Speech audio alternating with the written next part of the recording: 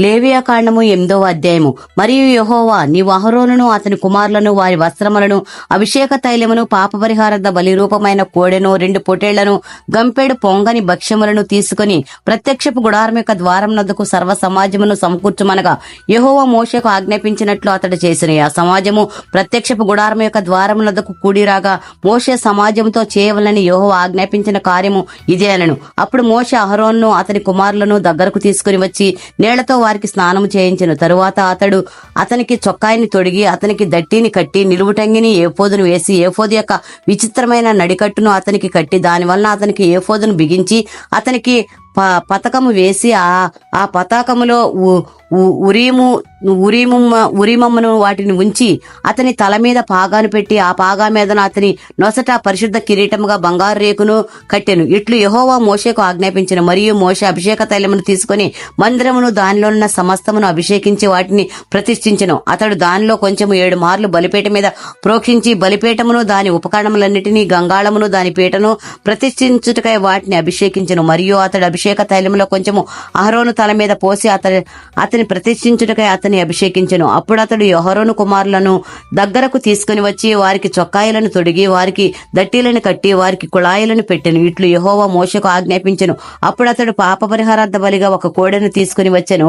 అహరోనును అతని కుమారులను పాపపరిహారార్థ బలి రూపమైన ఆ కోడె తల మీద తమ చేతులుంచి దాన్ని వధించిన తరువాత మోషే దాన్ని రక్తము కొంచెము తీసి బలిపీఠము కొమ్ముల చుట్టూ వ్రేలుతో దాని చమిరి బలిపీఠము విషయమై పాప పరిహారము చేసి దాని నిమిత్తము ప్రాయచిత్తము చేయుటకై బలిపీఠం అడుగున రక్తమును పోసి దాన్ని ప్రతిష్ఠించెను. మోషే ఆ ఆంత్రముల మీది క్రొవ్వంతటిని కలేజము మీది వాపను 2 మూత్ర గ్రంథులను వాటి క్రొవ్వును తీసి బలిపీఠం మీద దహించెను. మరియు యెహోవా మోషేకు ఆజ్ఞాపించినట్లు ఆ కోడెను దాని చర్మమును దాని మాంసమును దాని పేడను పాళెమునకు అవతల అగ్నిచేత కాల్చివేసెను. తరువాత అతడు దహనబలిగా ఒక పొటేలును తీసుకుని వచ్చెను. అహరోనును అతని కుమారును ఆ పొటేలును తల మీద తమ చేతులుంచిరి. అప్పుడు మోషే దాన్ని వధించి బలిపీఠము చుట్టూ దాని రక్తమును ప్రోక్షించెను. అతడు ఆ పొటేలును యొక్క అవయవములను విడదీసి దాని తలను అవయవములను క్రొవ్వును దహించెను. అతడు దాని ఆంత్రములను కాళ్లను నీళ్లతో కడిగి ఆ పొటేళ్ల అంతయు ఆ బలిపీఠ మీద దహించెను. యెహోవా మోషేకు ఆజ్ఞాపించినట్లు అది ఇంపైన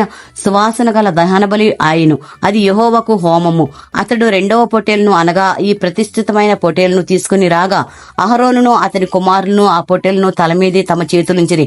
మోషే దాన్ని వధించి దాని రక్తములో కొంచెము తీసి అహరోను కుడిచెవి కొన మీదను అతని కుడి చేతి బ్రొటనవేలి మీదను అతని కుడికాలి బ్రొటనవేలి మీదను దాన్ని చమిరెను.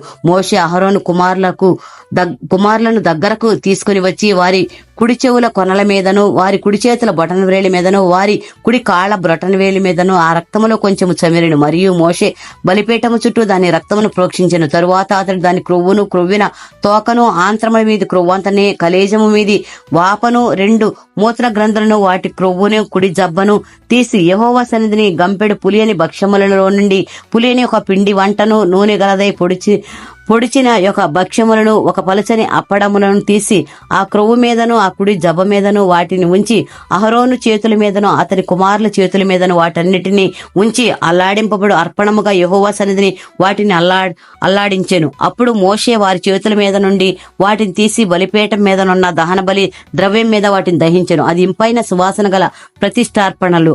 అది యెహోవాకు హోమము. మరియు మోషే దాని బోరను తీసి అల్లాడింపబడు అర్పణముగా యెహోవా సన్నిధిని దాన్ని అల్లాడించెను. ప్రతిష్టార్పణ రూపమైన పొటేలులో అది మోషే వంతు. అట్లు యెహోవా మోషేకు ఆజ్ఞాపించెను. మరియు మోషే అభిషేక తైలములో కొంతయు బలిపీఠం మీది రక్తములో కొంతయు తీసి అహరోను మీదను అతని వస్త్రముల మీదను అతని కుమారుల మీదను అతని కుమారుల వస్త్రముల మీదను దాన్ని ప్రోక్షించి అహరోనును అతని వస్త్రములను అతని కుమారులను అతని కుమారుల వస్త్రములను ప్రతిష్ఠించెను. అప్పుడు మోషే అహరోనుతోనూ అతని కుమారులతోనూ ఇట్లనెను.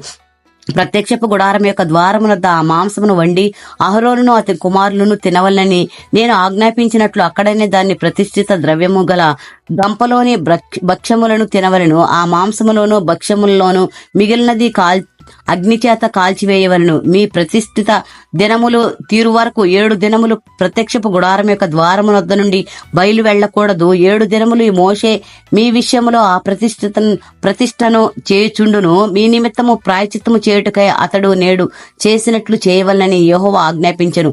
మీరు చావకుండానట్లు మీరు ప్రత్యక్షపు గుడారం యొక్క ద్వారమునొద్ద 7 దినముల వరకు రేయింబగల నుండి యెహోవా విధించిన విధిని ఆచరింపవలను. నాకు అట్టి ఆజ్ఞ కలిగెను. యెహోవా మోషే ద్వారా ఆజ్ఞాపించినవన్నీ అహరోనును అతని కుమారులను చేసిరి.